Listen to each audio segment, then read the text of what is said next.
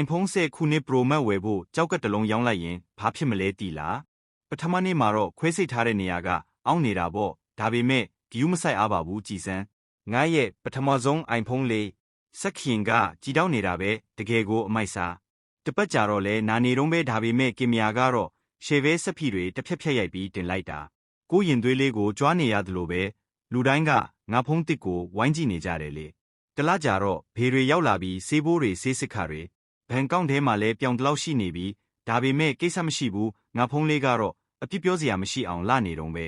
3 လကြာတော့အရင်ကထက်ပိုပင်ပန်းလာတဲ့ဈေးဝယ်အိတ်လေးတည်ရတာတောင်ကာဒီယိုဆော့နေရတယ်လို့ပဲဒါပေမဲ့ဖုံးကတော့300တာထောပတ်လို့ပဲဤစက်ညက်ညောနေတာပဲဒါလဲအောင်မြင်မှုတစ်ခုပဲမဟုတ်လား